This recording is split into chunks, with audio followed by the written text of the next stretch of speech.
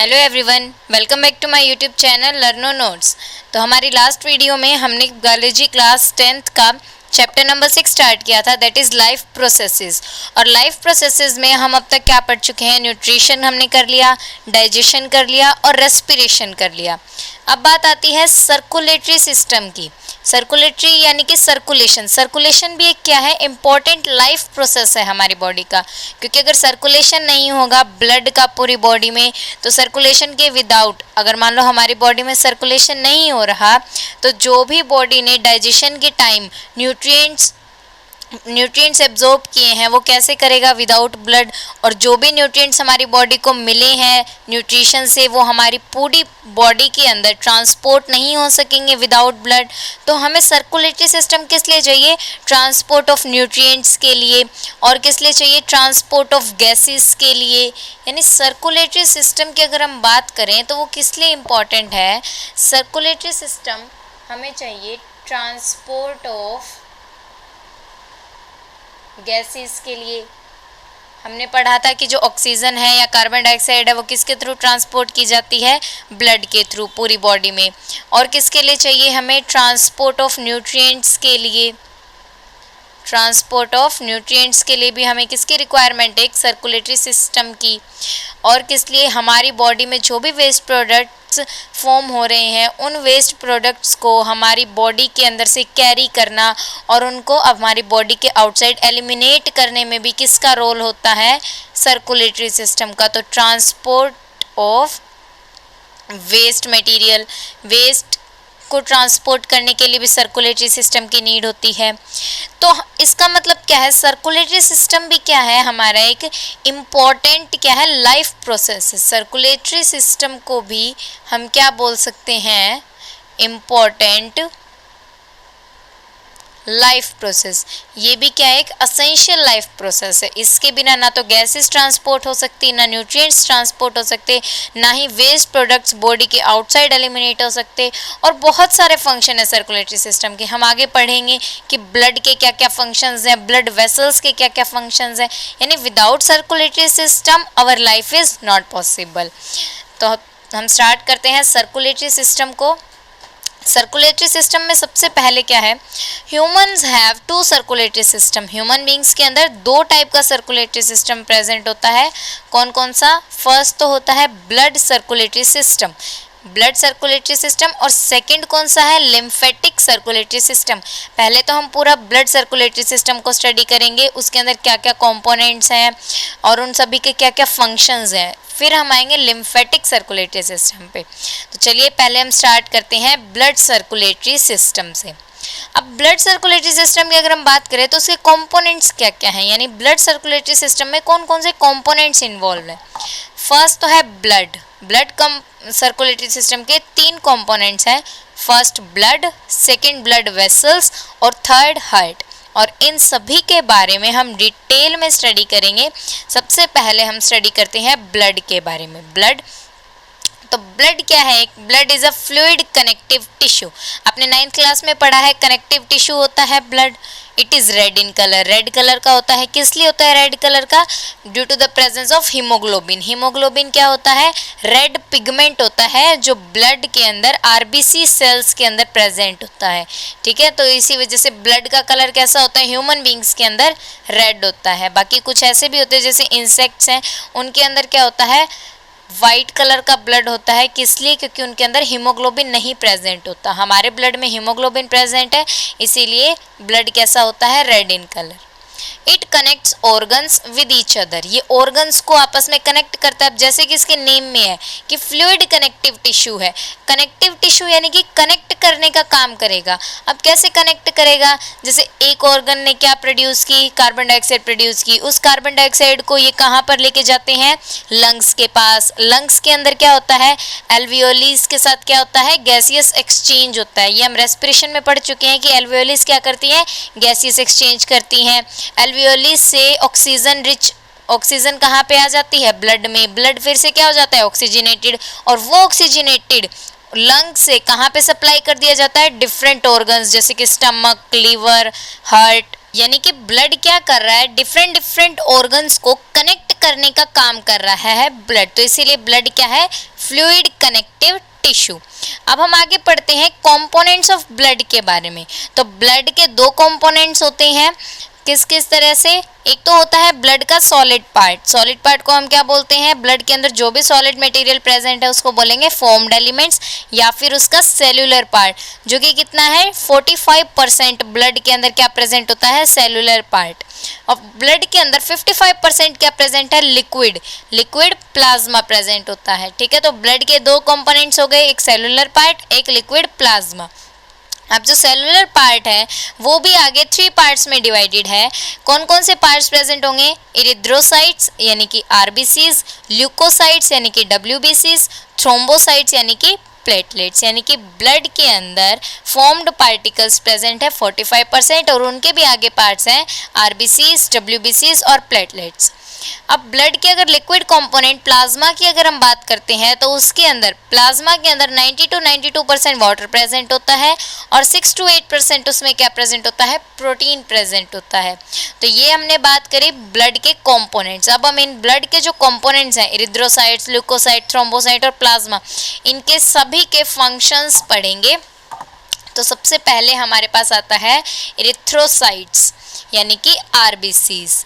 They are red in colour due to the presence of haemoglobin. अभी हमने बात की रेड ब्लड सेल्स के अंदर क्या प्रेजेंट होता है, रेड पिगमेंट, वो क्या होता है, हीमोग्लोबिन, और इसी वजह से इसका क्या नेम पड़ा है, आरबीसीज यानी कि red blood cells. Red blood cells क्यों है ये, क्योंकि इनके अंदर रेड पिगमेंट प्रेजेंट है जिसे हम क्या बोलते हैं, हीमोग्लोबिन बोलते हैं। क्योंकि आपने देखा होगा ह्यूमन बींग्स का जो ब्लड है वो रेड कलर का होता है, बट कुछ इंसेक्ट्स ऐसे होते हैं उनका ब्लड क्या है, वाइट कलर का होता है। क्यों होता है, बिकॉज उनके अंदर हीमोग्लोबिन नहीं होता। नेक्स्ट क्या फंक्शन है इसका, आरबीसीज का, it helps in the transport of gases, oxygen and CO2। अभी हमने जब रेस्पिरेशन किया था तो वहाँ पे ट्रांसपोर्ट ऑफ गैसेस पढ़ा था। तो ट्रांसपोर्ट ऑफ गैसेस में हमने क्या देखा था, ऑक्सीजन और कार्बन डाइऑक्साइड कैसे ट्रांसपोर्ट की जाती है, हीमोग्लोबिन के थ्रू ट्रांसपोर्ट की जाती है पूरी बॉडी में। तो हीमोग्लोबिन कहाँ प्रेजेंट है, आरबीसीज में, यानी कि ब्लड के ट्रांसपोर्टेशन में कौन हेल्प कर रहा है, रेड ब्लड सेल्स हेल्प कर रही हैं। नेक्स्ट फंक्शन है, they are present in large number in blood, large number में प्रेजेंट होती हैं RBCs. They lack nucleus at maturity, जब ये सेल्स मैच्योरिटी लेवल पे होती हैं तो इनके अंदर न्यूक्लियस नहीं होता। और इनका लाइफ स्पेन कितना होता है इन सेल्स का, 120 डेज, यानी कि हर 120 डेज के बाद ये सेल्स फिर से क्या होती हैं, नई बनती रहती हैं। तो इनका लाइफ स्पेन है 120 डेज का। नेक्स्ट बात हम करते हैं ल्यूकोसाइट्स की। ल्यूकोसाइट्स क्या है, वाइट ब्लड सेल्स। अब जैसे कि इनके नाम में है वाइट ब्लड सेल, तो ये कैसी होती हैं, कलरलेस। सेकंड जो इनका पॉइंट है वो क्या है, they defend against germs to provide immunity. Leukocytes क्या करते हैं, हमें डिफेंड करते हैं, किनसे, जर्म से। कैसे डिफेंड करेंगे, अब डब्ल्यूबीसीज क्या करते हैं, एंटीबॉडीज फॉर्मेशन करते हैं। जैसे ही हमारी बॉडी के अंदर कोई भी हार्मफुल माइक्रो ऑर्गेनिजम्स एंटर करते हैं तो क्या करेंगे डब्ल्यूबीसी, उस माइक्रो ऑर्गेनिज्म के अगेंस्ट एंटीबॉडीज बनाते हैं ताकि वो उसको किल कर सके। और वो एंटीबॉडी बॉडी में हमेशा रहती है, क्यों, ताकि कभी भी अगर मान लो फ्यूचर में भी हमें वही हार्मफुल ऑर्गेनिज्म फिर से इन्फेक्ट करने की कोशिश करे तो हमारी बॉडी क्या कर सके, उसको रिस्पॉन्स कर सके। तो इसी प्रोसेस को हम बोलते हैं इम्यूनिटी। तो ये हमारे इम्यून सिस्टम को क्या करता है, स्ट्रॉन्ग बनाता है। नेक्स्ट पॉइंट है, immunity provided by phagocytosis and by the formation of antibodies. यानी कि या तो ये हमें एंटीबॉडीज़ की फॉर्मेशन करके क्या प्रोवाइड करेगा इम्यूनिटी, या फिर फेगोसाइटोसिस। फेगोसाइटोसिस होता है हार्मफुल माइक्रो ऑर्गेनिज्म की जो भी उसके जो सेलुलर मशीनरी है या फिर हार्मफुल ऑर्गेनिज्म भी कैसे आएगा हमारी बॉडी के अंदर, एक सेल की फॉर्म में ही आएगा वो भी। तो उसकी जो साइटोप्लाज्म है, सेल के अंदर साइटोप्लाज्म होगा, यानी उसको क्या कर देना, कंप्लीटली फिनिश कर देना, कुछ ऐसे एंजाइम्स रिलीज करना कि जिसकी वजह से क्या हो जाए, उस माइक्रो ऑर्गेनिज्म की डेथ हो जाए। ठीक है, तो यानी कि फेगोसाइटोसिस से या फिर एंटीबॉडी की फॉर्मेशन से ये हमें क्या करता है, इम्यूनिटी प्रोवाइड करवाते हैं। अब नेक्स्ट बात आती है थ्रोम्बोसाइट्स की। थ्रोम्बोसाइट्स जिन्हें हम क्या बोल सकते हैं, प्लेटलेट्स भी बोल सकते हैं। इनका क्या फंक्शन है, दे maintain the pH and osmotic balance. ये क्या मेंटेन करते हैं, हमारा पीएच और ऑस्मोटिक बैलेंस। अब पीएच के बारे में हम पढ़ चुके हैं, केमिस्ट्री के अंदर पीएच क्या होती है, पावर ऑफ हाइड्रोजन आयंस, कितने नंबर में हाइड्रोजन आयंस प्रेजेंट है, कितनी कंसंट्रेशन प्रेजेंट है हाइड्रोजन आयंस की। नेक्स्ट इनका फंक्शन है, it helps in clotting of blood during injury. Main जो इनका फंक्शन आता है वो क्लोटिंग ऑफ ब्लड है, यानी कि मान लो अगर हमें कहीं पर भी इंजरी हो जाती है, वहां से क्या निकलता है, ब्लड निकलेगा। तो कुछ टाइम बाद आप देखते हो कि वो ब्लड रुकना बंद हो जाता है, ब्लड जो बाहर निकलना बंद हो जाता है। वो किस लिए होता है, वो होता है due to the platelets. Platelets क्या करते हैं, ब्लड को क्लोट करने में मदद करते हैं, यानी कि ब्लड को बहने से रोकते हैं। ठीक है, तो ब्लड क्लोटिंग में एक मेन फंक्शन किसका है, प्लेटलेट्स का। अगर ब्लड क्लोट नहीं होगा तो हमारी बॉडी का जो पूरा ब्लड है वो कहाँ चल आउटसाइड क्या हो जाएगा, फ्लो हो जाएगा। तो इसलिए platelets help in blood clotting, इनका मेन फंक्शन यही है ब्लड क्लोटिंग का। सेकंड है, अभी हमने बात करी सारे के सारे सॉलिड पार्टिकल्स की, जो सॉलिड पार्ट है ब्लड के अंदर जिन्हें हम फॉर्म्ड एलिमेंट्स बोलते हैं या फिर सेलुलर पार्ट बोलते हैं ब्लड का। अब हम बात करते हैं ब्लड के लिक्विड पार्ट की, that is plasma. It helps to maintain the pH of blood. Plasma किस में हेल्प करता है, ब्लड की पीएच को मेंटेन करने में। It provides fluidity to blood. अब प्लाज्मा क्या है, लिक्विड, लिक्विड कंपोनेंट है, तो इसलिए ये क्या प्रोवाइड करता है, ब्लड को फ्लूइडिटी। अगर आप सोच के देखो कि ब्लड हमारा लिक्विड ना होकर, फ्लूइड ना होकर अगर सॉलिड फॉर्म में होता तो ये एक जगह से दूसरी जगह ट्रांसपोर्ट नहीं हो सकता था। अगर ट्रांसपोर्ट ना होता तो उसकी वजह से जो गैसेस का ट्रांसपोर्ट हमने पढ़ा, वेस्ट मटेरियल का ट्रांसपोर्ट है या फिर न्यूट्रिएंट्स का ट्रांसपोर्ट है, वो भी नहीं हो पाता। तो यानी प्लाज्मा मेन रोल कहाँ प्ले कर रहा है, इट प्रोवाइड्स फ्लूइडिटी।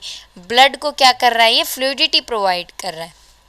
नेक्स्ट जो है प्लाज्मा का वो क्या है, it provides immunity to the body. Plasma भी हमारी बॉडी को क्या प्रोवाइड करता है, इम्यूनिटी प्रोवाइड करता है। अब आगे बात आती है ब्लड वेसल्स की। देखो अभी हमने जब किया था कंपोनेंट्स के बारे में, तो किसके बारे में थे, पहला कंपोनेंट था ब्लड, ब्लड के बारे में हमने सब कुछ पढ़ लिया। अब बात आती है ब्लड वेसल्स की। तो ब्लड वेसल्स कौन क्या होती हैं, these are the thin tube like structures which carry blood. अब हमारी बॉडी में ब्लड तो प्रेजेंट है, लेकिन ब्लड जिन ट्यूब्स के थ्रू हमारी पूरी बॉडी में सर्कुलेट होता है, उन ट्यूब्स को क्या कहा जाता है, ब्लड वेसल्स कहा जाता है।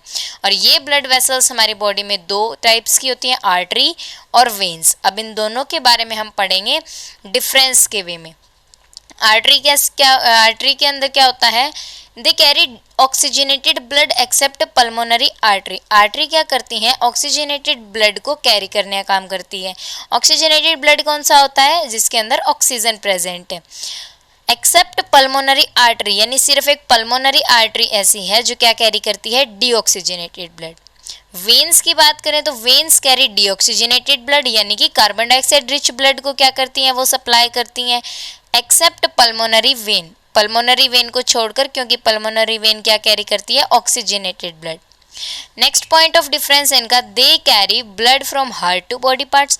आर्टरी क्या करती हैं, ऑक्सीजनेटेड ब्लड को हार्ट से कहाँ पे सप्लाई करेंगी, बॉडी पार्ट्स में। और वेन्स क्या करेंगी, बॉडी पार्ट से जो डीऑक्सीजनेटेड ब्लड निकलेगा, उस डीऑक्सीजनेटेड ब्लड को वेन्स क्या करती हैं, बॉडी पार्ट से कहाँ लेके जाएंगी, हार्ट तक। ठीक है, नेक्स्ट बात आती है arteries work under pressure. Arteries क्या करती हैं, हाई प्रेशर में काम करती है, यानी कि आर्टरीज के अंदर जो ब्लड फ्लो करता है वो काफ़ी हाई प्रेशर में करता है, लेकिन वेन्स के अंदर लो प्रेशर में फ्लो करता है ब्लड। नेक्स्ट पॉइंट है आर्टरीज आर थिक वॉल्ड। अब यहाँ पे जो आर्टरीज के अंदर ब्लड फ्लो कर रहा है वो काफ़ी हाई प्रेशर का है, इसलिए आर्टरीज की वॉल भी कैसी होती है, थिक वॉल होती है, ताकि वो उतने हाई प्रेशर को कंट्रोल कर सके। वेन्स के अंदर लो प्रेशर में ब्लड फ्लो कर रहा है, इसलिए वेन्स की वॉल्स क्या है, थिन है। ठीक है, काफ़ी थिन लेयर होती है वॉल्स की। नेक्स्ट है दे हैव नैरो ल्यूमन, यानी जो आर्टरीज होती हैं उनका ल्यूमन काफ़ी नैरो होता है। अभी ल्यूमन क्या होता है, ल्यूमन देखो इस तरीके से स्ट्रक्चर है, मान लो ये हमारी कोई आर्टरी है या फिर वेन है, हमने लगा दिया वेन है, तो इसका ये जो अंदर का ये जो लाइनिंग है, अंदर वाली तरफ से इसकी ये जो लाइनिंग होगी, अंदर की तरफ से, मान लो ये हमारी वेन है या कोई आर्टरी है, इसकी लाइनिंग काफ़ी मोटी है या फिर काफ़ी पतली है, तो इसको हम बोलते हैं अंदर जितना खाली स्पेस प्रेजेंट होगा उसको ल्यूमन। अब आर्टरीज है, आर्टरीज के अंदर ब्लड कैसे फ्लो कर रहा है, काफ़ी हाई प्रेशर के अंदर फ्लो कर रहा है, तो इसकी वजह से उनका जो ल्यूमन होता है वो काफ़ी क्या होता है, कम होता है। ल्यूमन कम होने का क्या मतलब है कि उनके अंदर अगर ल्यूमन कम है, ल्यूमन उनका कम है, मान लो ऐसे है वो ल्यूमन कम है, यानी बीच में से ब्लड फ्लो होने के लिए जो एरिया है वो कम है, वो कम होगा, इसीलिए वहाँ पे एरिया रिड्यूस हो जाता है, तो वहाँ प्रेशर इंक्रीज हो जाता है ना। तो यानी अभी हमने जब कहा कि आर्टरीज के अंदर हाई प्रेशर है, तो इससे हमारा क्या मतलब है, अगर प्रेशर हाई है तो वहाँ का एरिया कम है, ठीक है, इसीलिए हमने कहा दे हैव नैरो ल्यूमन। उनके बीच में जो ब्लड फ्लो होने के लिए जो एरिया है, या फिर आप बोल सकते हो जो वॉल्यूम है, क्योंकि ये क्या हो गया, एक सिलेंड्रिकल शेप होगी ना, तो इसकी वॉल्यूम लेंगे। वॉल्यूम क्या हो रही है, इसकी डिक्रीज हो रही है, वॉल्यूम डिक्रीज तो प्रेशर इंक्रीज, और वेन्स के अंदर क्या था, लो प्रेशर था, इसीलिए यहाँ पे वाइड ल्यूमन होता है, ज़्यादा स्पेस प्रेजेंट होता है। नेक्स्ट बात आती है arteries appear red in colour. Arteries का जो कलर है वो कैसा होता है, रेड, लेकिन वेन्स कैसी होती हैं, ब्लू ग्रीन होती है। वेन्स आपको डायरेक्टली भी अगर आप अपनी स्किन के अंदर देखते हो तो आपको डायरेक्टली भी अपनी स्किन के ऊपर दिखाई देती हैं, जो ट्यूब्स आपको ब्लू ग्रीन कलर की आपको ऊपर से ही दिखाई दे जाती है अपनी स्किन के ऊपर, वो होती हैं वेन्स। बट आर्टरीज दिखाई नहीं देती, क्यों नहीं देती, क्योंकि वो हमारी स्किन के अंदर डीपली सीटेड होती हैं। देखो नेक्स्ट पॉइंट यही है, these are deeply seated inside the body, काफ़ी हाई प्रेशर होता है आर्टरीज के अंदर, तो इसलिए वो स्किन के अंदर काफ़ी डीपली सीटेड होती हैं। बट वेन्स क्या होती हैं, आउटर सरफेस पे ही प्रेजेंट होती है हमारी स्किन के अंदर। वॉल्व्स आर एब्सेंट और वॉल्व्स आर प्रेजेंट। अब आर्टरीज के अंदर वॉल्व्स एब्सेंट होती हैं, क्यों एब्सेंट होती हैं, क्योंकि ऑक्सीजनेटेड ब्लड सप्लाई करना होता है, प्रेशर काफ़ी हाई है, तो इसलिए वहाँ पे वॉल्व्स की रिक्वायरमेंट नहीं होती। वॉल्व्स क्या होती हैं, वॉल्व्स ये देखो, मान लो ये कोई आर्टरी है या फिर वेन है, वॉल्व्स क्या होती हैं, इस तरीके से यहाँ पे फ्लैप लाइक स्ट्रक्चर्स प्रेजेंट होते हैं वॉल्व्स। तो ये वॉल्व्स क्या करती हैं, अब यहाँ पे देखो आर्टरी है, आर्टरी के अंदर तो काफ़ी हाई प्रेशर होगा, हाई प्रेशर है, तो वहाँ पे अगर वॉल्व्स होंगी तो इससे तो ब्लड के फ्लो होने में दिक्कत आएगी, तो इसीलिए आर्टरीज के अंदर वॉल्व नहीं प्रेजेंट होती, वेन्स में प्रेजेंट होती है। क्यों होती है, क्योंकि मान लो कोई बॉडी पार्ट है, इस बॉडी पार्ट से वेन्स ने क्या इकट्ठा किया, डीऑक्सीजनेटेड ब्लड को इकट्ठा किया, तो ये जो डीऑक्सीजनेटेड ब्लड है इसका बैक फ्लो ना हो जाए, कि मान लो इसने क्या किया, जो ऑर्गन्स थे उनसे ये जो डीऑक्सीजनेटेड ब्लड था ये कहाँ पे चला गया, वेन्स के अंदर, तो वेन्स से ये डीऑक्सीजनेटेड ब्लड वापस ऑर्गन में ना चला जाए, इसलिए यहाँ पे वॉल्व्स प्रेजेंट होती हैं। ये क्या करती हैं, इस ब्लड को वापस पीछे नहीं जाने देती, ठीक है। बट आर्टरीज का तो क्या फंक्शन है, आर्टरीज को तो पूरी बॉडी में सप्लाई करना होता है, वहाँ पे वॉल्व्स प्रेजेंट होंगी तो इसकी वजह से ब्लड की फ्लोइंग में दिक्कत आएगी, तो इसलिए आर्टरीज में नहीं प्रेजेंट होती वॉल्व्स, वेन्स में प्रेजेंट होती हैं। अब नेक्स्ट बात आती है कैपिलरीज की। कैपिलरीज क्या होती हैं, these are thin small tube like structures which join arteries with veins. जो स्ट्रक्चर आर्टरीज को वेन्स से ज्वाइन करने का काम करें उन्हें हम कैपिलरीज बोलते हैं। अब कैपिलरीज कैसे, देखो इनका स्ट्रक्चर देखते हैं हम। मान लो ये कोई आर्टरी है, ठीक है, ये कोई आर्टरी आ रही है, आर्टरी क्या लेके आएगी, ऑक्सीजनेटेड ब्लड। कहाँ पे सप्लाई करेगी ऑक्सीजनेटेड ब्लड को, किसी ऑर्गन में, मान लो ये कोई ऑर्गन है, लीवर, स्टमक, कुछ भी मान लो, तो ये कोई हमारे पास ऑर्गन है, इसको आर्टरी को क्या करना है, यहाँ पे ऑक्सीजनेटेड ब्लड को देना है, तो भी ऑक्सीजनेटेड ब्लड को कैसे देगी, तो ट्यूबलाइक स्ट्रक्चर है।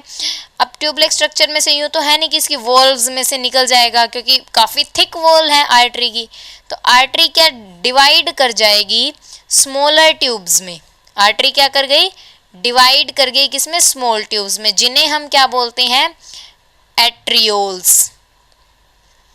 क्या बोला, एट्रियोल्स, ये जो स्मॉलर ट्यूब्स हैं।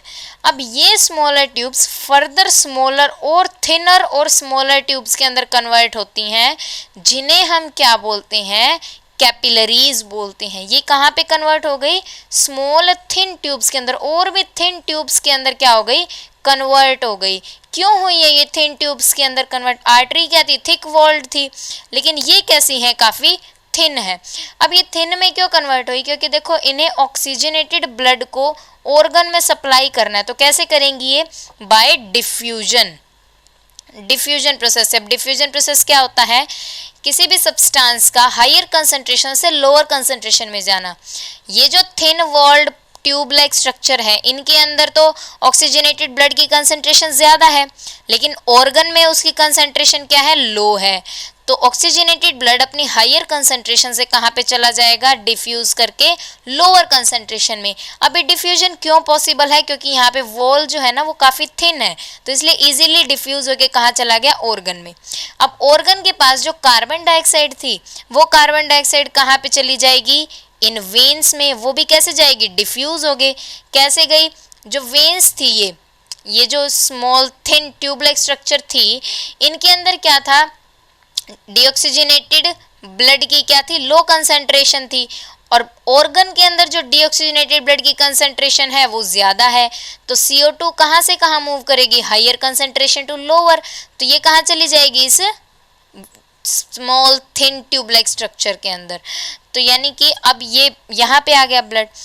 अब ये ब्लड कैसा हो गया, ऑक्सीजनेटेड, क्योंकि इसने ऑक्सीजन तो ऑर्गन को दे दी, ऑक्सीजनेटेड ब्लड तो ऑर्गन को दे दिया, खुद क्या ले लिया, डीऑक्सीजनेटेड ब्लड। और डीऑक्सीजनेटेड ब्लड को कौन कैरी करेगा, वेन्स कैरी करेंगी। तो ये फिर से क्या, जो स्मॉल ट्यूब लाइक स्ट्रक्चर में कन्वर्ट हुई थी, ये फिर से ज्वाइन हो जाएंगी किसके साथ, वेन के साथ, जो क्या कैरी करेगी, CO2 यानी कि कार्बन डाइऑक्साइड रिच ब्लड यानी डीऑक्सीजनेटेड ब्लड को। और ये जो पाइप्स हैं यहाँ, ये जो स्ट्रक्चर है यहाँ वाला, इसे हम क्या बोलते हैं, वेन्यूल्स। जैसे हमने आर्टरीज जब डिवाइड हुई थी उन्हें बोला एट्रियोल्स, ये होती हैं वेन्यूल्स। और ये जो बीच का स्ट्रक्चर बना है ऑर्गन के ऊपर, ऑर्गन के ऊपर ये जो thin small tube like structure का जो पूरा नेटवर्क बना है, काफ़ी सारी होती है, मैंने तो यहाँ पे 3 बनाई है, काफ़ी सारी होती हैं, बहुत थिन ट्यूब लाइक स्ट्रक्चर्स के अंदर ये क्या हो जाती हैं, डिवाइड हो जाती है, बहुत ज़्यादा अमाउंट में होती हैं। तो इस पूरे नेटवर्क को हम क्या बोल देते हैं, कैपिलरीज। इन्हें क्या बोल देंगे हम, कैपिलरीज, जो क्या करने का काम कर रही है, आर्टरीज को किसके साथ ज्वाइन कर रही है, वेन्स के साथ।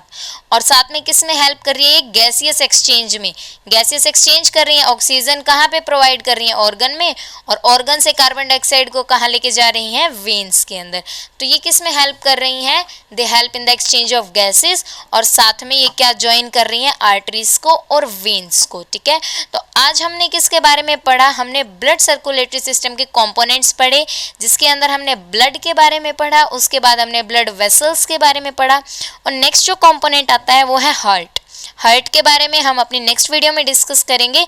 And if you have any doubt related to these topics then you can ask in the comment box. Thank you.